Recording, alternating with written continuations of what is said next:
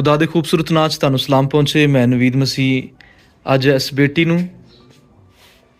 असी अपने old age home दे विच ले जाण वास्ते आए हैं।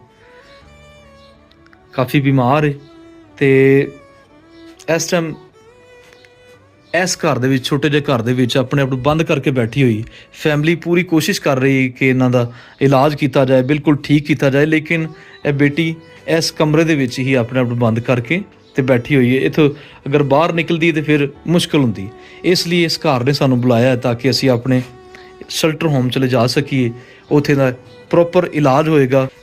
मैं और मेरी मिसिज इन्हूं लैण वास्ते आए हैं।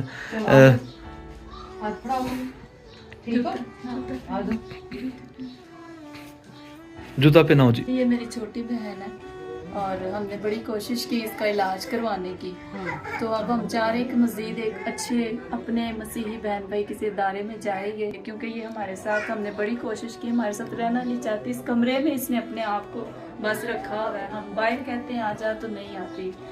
तो हम चाह रहे हैं कि किसी अच्छी जगह जाए जहाँ पे इसकी लाइफ जो है ना हमेशा के लिए सेफ रहे, अच्छी लाइफ गुजरे, अच्छी फैसिलिटीज में। हमारे पास भी इतने अच्छे सोर्सेज नहीं है, तो मेरी कोशिश है कि चलें किसी सेफ जगह पे, अच्छी जगह पे जाए, ताकि बाकी जिसकी ज़िंदगी वो अच्छे तरीके से वहाँ पे गुजर सके।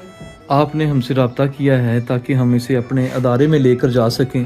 वो मसीही अदारा है, ताकि ये हमारे पास रहेगी। हम पूरी कोशिश करेंगे कि इसका इलाज करवाएं आगे जो रह गया है। क्योंकि हमारे पास इतने अच्छे सोर्सेज नहीं है, इसीलिए हम चाह रहे हैं कि ये सेफ लाइफ और अच्छी और बेहतर जिंदगी गुजार सके। ਅਸੀਂ ਇਸ ਬੇਟੀ ਨੂੰ ਲੈਣ ਵਾਸਤੇ ਆਏ ਹਾਂ। ਭੈਣ ਦੀ ਗੱਲ ਸੁਣੀ ਹੈ, ਬਾਜੀ ਦੱਸ ਰਹੀ ਕਿ ਇੰਨੇ ਸੋਰਸਿਸ ਨਹੀਂ ਹੈਗੇ ਕਿ ਅਸੀਂ ਇਹਦਾ ਅੱਗੇ ਹੋਰ ਮਜ਼ੀਦ ਇਲਾਜ ਕਰਵਾ ਸਕੀਏ। ਅੱਜ ਅਸੀਂ ਲਾਹੌਰ ਤੋਂ ਕਸੂਰ ਆਏ ਹਾਂ ਇਸ ਬੇਟੀ ਵਾਸਤੇ ताकि ਆਪਣੇ ਅਦਾਰੇ ਚਲੇ ਜਾ ਸਕੀਏ। ਅਸੀਂ ਪੂਰੀ ਕੋਸ਼ਿਸ਼ ਕਰਾਂਗੇ ਜੀ ਇਹਦੀ ਲਾਈਫ ਨੂੰ ਅੱਛਾ ਕਰੀਏ। ਦਵਾਈ ਡਾਕਟਰ ਨੂੰ ਜ਼ਰੂਰ ਚੈੱਕ ਕਰਾਇਆ ਜਾਏ, ਦਵਾਈ ਦਿੱਤੀ ਜਾਏ ताकि खुदा ਇਹਨੂੰ ਸਿਹਤ ਦੇ। ठीक है राहुल ਤੁਸੀਂ पकड़िए अपना छापर, चलिए हमारे साथ चलें, चलो आ जाओ।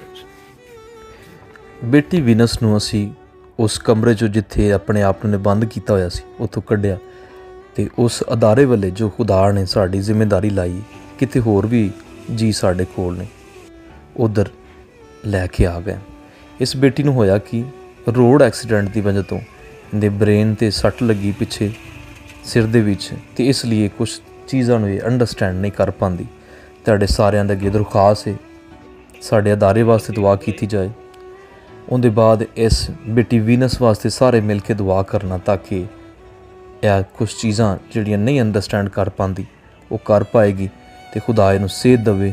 ਤੁਹਾਡੇ ਸਾਰਿਆਂ ਅੱਗੇ ਦਰਖਾਸਤ ਹੈ ਸਾਡੇ ਇਸ ਛੋਟੇ ਜਿਹੇ ਓਲਡ ਏਜ ਹੋਮ ਵਾਸਤੇ ਦੁਆ ਕਰਨਾ, ਇਸ ਬੇਟੀ ਵੀਨਸ ਨੂੰ ਯਾਦ ਕਰਨਾ। ਖੁਦਾ ਤੁਹਾਡੇ ਸਾਰਿਆਂ ਦੇ ਨਾਲ ਹੋਵੇ।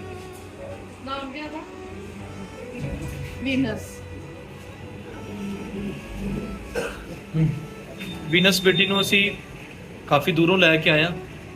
ਰਾਤ ਦਾ ਟਾਈਮ ਹੋ ਗਿਆ, ਬਿਲਕੁਲ ਥੱਕ ਗਏ। ਹੁਣ ਅਸੀਂ ਸਵੇਰ ਨਾਲ ਗੱਲ ਕਰਾਂਗੇ, ਖੁਦਾ ਕਰੇਗਾ ਬਿਲਕੁਲ ਠੀਕ ਠਾਕ ਹੋ ਜਾਏ।